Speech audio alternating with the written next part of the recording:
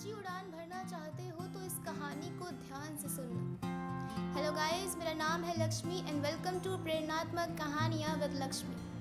ये कहानी है एक राजा की। एक बार एक राजा को किसी ने 2 बाज के बच्चे गिफ्ट किए। वो बाज के बच्चे अच्छी नस्ल के थे, सुंदर थे, तो राजा ने उन्हें एक्सेप्ट कर लिया। राजा ने उनकी देखभाल के लिए एक अनुभवी व्यक्ति को रखा जो उनकी देखभाल अच्छे से कर सके। हालांकि वो आदमी उनकी देखभाल अच्छे से करता भी था। धीरे धीरे वक्त बीता, वो बाज के बच्चे बड़े होते रहे और एक दिन ऐसा आया कि वो पूरी तरीके से बड़े हो गए। राजा ने एक बार अपनी इच्छा जताई, उस आदमी से कहा कि तुम इन बाज के बच्चों को इशारा करो कि ये उड़े। तो आदमी ने राजा के कहे अनुसार उन्हें इशारा किया। जहाँ एक तरफ एक बाज आसमान की ऊंचाइयों को छू रहा था, वहीं दूसरी तरफ दूसरा बाज थोड़ी दूर उड़ के वापस वहीं आकर बैठ जाता जहाँ से उसने उड़ान भरी थी। राजा को ये बात खटकी। उसने उस आदमी से कहा कि ये क्या हो रहा है, ये दूसरा बाज उड़ क्यों नहीं रहा। तो आदमी ने कहा कि इसका हमेशा का यही है, ये हमेशा ऐसा ही करता है, पता नहीं क्या समस्या है। लेकिन राजा को वो दोनों ही बाज प्रिय थे और वो उन दोनों को ही आसमान में एक ऊंची उड़ान भरते दिखना चाहता था। राजा ने गांव में अगले दिन ये ऐलान करवा दिया कि इस दूसरे बाज को आसमान में उड़ाने में जो सफल होगा उसे राजा ढेरों इनाम देंगे।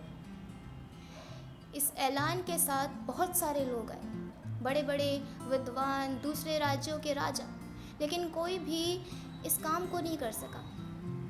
ऐसे करते करते एक हफ्ता बीत चुका था, लेकिन वो बाज अपनी जगह छोड़ने को राजी ही नहीं था। फिर एक दिन जब राजा सुबह उठे और उन्होंने कुछ ऐसा देखा जिसे देखकर वो हैरान हो गए। दोनों बाज साथ में खुले आसमान में एक ऊंची उड़ान भर रहे थे। राजा देखकर हैरान हो गए कि कल तक तो जो बाज अपनी जगह छोड़ने को राजी नहीं था, आज वो इतनी ऊंची उड़ान भर रहे। एक रात में ऐसा क्या हो गया। राजा ने उस आदमी का पता लगाने के लिए कहा जिसने ये असंभव काम संभव करके दिखाया। बहुत ढूंढने पर पता चला कि ये काम एक किसान का था। राजा ने उस किसान को राजमहल बुलवाया और उसे स्वर्ण मुद्राएं दी और उससे पूछा कि तुमने ऐसा क्या किया जो बड़े बड़े विद्वान नहीं कर सके। ऐसा क्या हो गया एक रात में जो ये बाज इतना बदल गया। तो किसान ने कहा, महाराज, ना ही तो मैं पढ़ा लिखा हूँ और ना ही इन सब चीज़ों के बारे में मुझे ज़्यादा जानकारी है। बस जब मुझे इस बाज की समस्या के बारे में पता चला तो मैंने उस डाल को ही काट दिया जिस पर ये बैठा करता था। वो डाल इसकी कमज़ोरी और इसकी मजबूरी दोनों थी।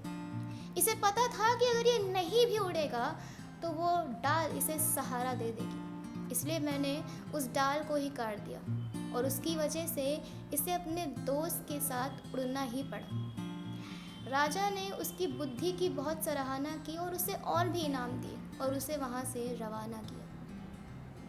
कहानी बहुत छोटी सी है लेकिन बहुत बड़ा मैसेज देती है। इस कहानी से हमें 2 मैसेज मिलते हैं। हमारी सफलता और असफलता के 2 कारण होते हैं। पहला, हमारी सोच। हम जो सोचते हैं हम वही करते हैं। अगर हम अच्छा सोचते हैं, बड़ा सोचते हैं तो हम बड़ा करते हैं।